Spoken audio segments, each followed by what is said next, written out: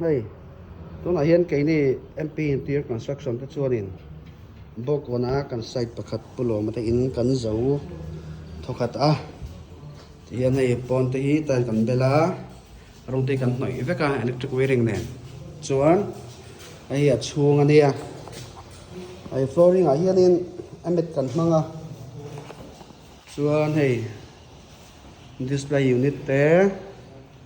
ส่วนให้ bathroom ช่วงไตล์เบลเล่ลงหน่อยแต่สอยุโรเปียนเล่wash machine แต่กองขาดแต่เฮ้ยแล้วมาพอ bathroom เท่าtoilet ปางไอ้อินเดียนมันท่าส่วน ceiling ฮีเขาตักครบไหมceiling ฮีceiling เสียมเราว่าส่วนนี้เขาตักไทยดานังเบอร์คาเดเวนี่ 3 step อันนี้บทพอเฮกนาโรที่อันนี้อัปเดตปุ๊บที่ส่วนที่ไอ้เคลมจะเขียนเสียงโดนมาสัก3 step อันนี้บางที่อันนี้เสียสวัสดิ์มา area อินังเราว่าส่วนทำไมนั่งกับบิดาตัวอมกับบิดาที่จู่ติดชัดเดียตัวนี้ไอ้กันกุดตัวเดียจีแล้วว่ากันติดชัดแรงนักกินนี่ดังคุณดังส่วนแต่ยังdivider ที่ให้ Windows ไตลินกันซิมสักที่อันตัวอันทีวีนี่ตัวอมพกส่วนนี้ใน electric wiring ถ้าพอยันนี่เวกันนี่ที่เห็นมันเอ็นเชียงเวลาอุลุกตัววินส่วนที่บ้านที่เห็นเอาว่ามีนักเสียร์กินอะไรเองที่ที่จุยนวันหลังชีคานี่เห็นที่พอนี่เวกันเอาว่าพอเองเทียเอาไว้พอเองเทียมาเสียมันที่เล่มนัดตัวเดียวเวกันส่วนนี้ในดิวตัฟบอทกันที่โดนมีทีวีunit แต่กันเสียมาสอดที่โซนเตียงกับเตียงอะไรเฮียในแห่งที่มิ่งปกติเสียงเราเว้ยส่วนนี้ รูมพี่ปารุกวัดโตมาเลยรูมพี่ถ้าไรคอริดอร์เปียเฮียนรูมปันเดียวออกมาส่วนที่ไรเฮียนชักเฮียนรูมปันเดียวอมบกะสอไรซอนมีคนรูมตัวอมบกะไรจูอันนี้บ่มีวัดแต่รูมบอร์เวลตัวนั้นเดียส่วนไลน์คอริดอร์อันกัลเปย์ละให้ไตล์ที่ให้ซีลิงเตะคอร์นิสเตะรองเตะรูมประคัดพอฮีอันเลียนทำครบไหมบันการขัดอังเจละเนี่ยให้ไล่ที่เราเองเรานี่กันอันโลกนี่ไล่เองเราวะนี่เราวะถึงกับว่าอันสามเองทีเราที่ไอ้บาลูกันละดานี่บาลูฮีอันดูดันเราเตะแบบตัวไม่โดนนะรูมประคัดส่วนเฮ้ยแต่เฮียนมาสเตอร์เบดรูมตัวออกมาเฮ้ยมาสเตอร์เบดรูมตัวนี่ที่เห็นแล้วเห็นบัตรรูมอัตราออกมาแต่เห็นยุโรเปียนกันตัดสักยุโรเปียนเล่ก็สเปซิลเต้ส่วนนี้ให้กล้องขาดดีไซน์นี่กันรูปกล้องขาดดีไซน์นี่ที่ขี้นี่simple สีคันดูวางินอัลซัมเทงเบลคันกันติสักมาเซนัลวิวถูกชนกันเสียตันรูปประคัดออกมาเลยเฮ้ยรูปนี้อัตมซิมมา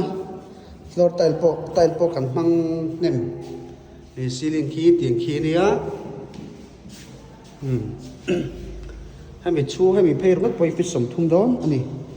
ฟิตสมทุ่งเวลานี้งานก็ได้ต่อรถไปส่วนเฮตเฮียนินสติรูมกับมันรูมแหละดิเนิ่งรูมที่บอร์เวลอมโดนะไอ้กันซีลิงฮีเอ็นเชียงวันละให้ก็เสียตัวอังคารนี้3 step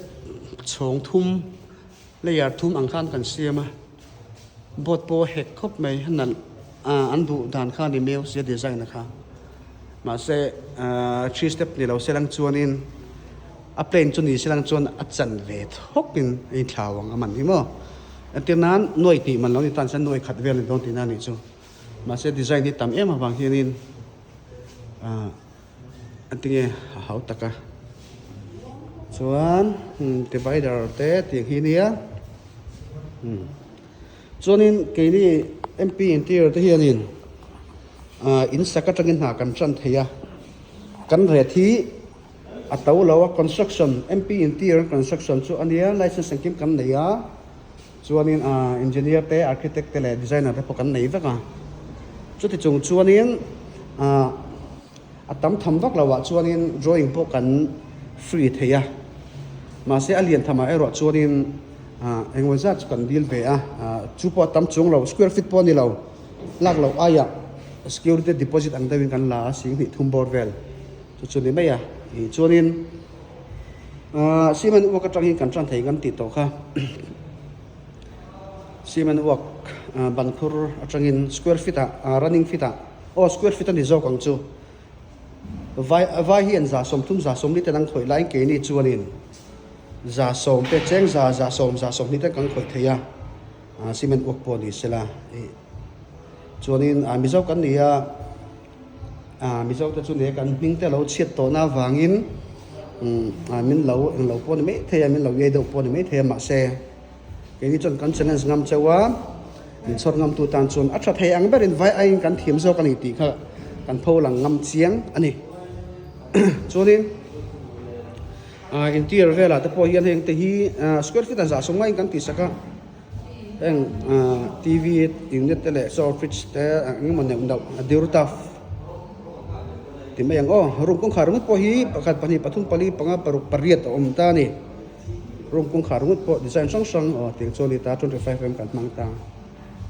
kan re thi kan ti tau view lo nia chuanin min lo chor ula na indu dan indu samangin kan ti thai kan ring chuanin hemi hian ceiling te electric wiring te rong te flooring te board work te room kong khar zong te zong ang chi khanin nuai som budget kan te ma se nuai som ma chu kai khung chi lo dewa anei tu te po hian kan na tho da ni an sha chianga eti ka ti ang ka se chu ka se lo man ti big lawa tian mi sha thiam takin ai in eng lawa chuanin hei cabinet se tong kan cabinet thi kan kut nu ni chi lawa tlai hi kan siam thale do na hei ngi mi ti that sak rawan tia kan thiet to chung lawanga ma se rong te kan ka moi sak lenga ma se hi hun tlem min ngai ve sha tangai do na chan chu na kan nei ve nu la wangin chu di chuanin anin hi azau chakop man nuam do na ni hei ti en po hin sha thiamanga se tong khanin a thaber chu kan ni lo ma se a tha te jingami ni kan tum chuanin man le a ret chungchanga po ni sela se tong khanin she thiam na kan nga in ret pa ngai chu om ve te me chu ti rol le ro chuanin mihring that kan in dor ton le ro chuanin reta kan boi lem lo ama ro chu ti rol le ro chuanin se tong khan mihring that ka ti khanin thil tam tak a hrilang chu in she thiam paring ti hianin kan zo fel thapata ti hianin win ni hianin kan hosan to do na ngai om to ko mai kan khoi rei ve ang renga chuanin title te po hi full body ani abal ama hi uk dok ang khena lang sum sum uk abal hi nge ka ting abal rong hi kai ve sum sum chuan chuat hi no fire an kwal tu te nan no fire sani khat vel an no fire chuan hi na hian la final tur anga i la final thei do na an design na nei ve do wang hian in khot chek a balai na lang ani hi ti hian kan ti thei chen chu kan ti ti hian kan du to kanga min lo chorula min lo roi ve ro ti kha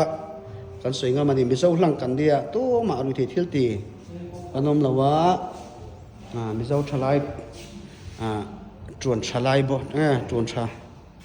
that wang lai kan ni kan lo me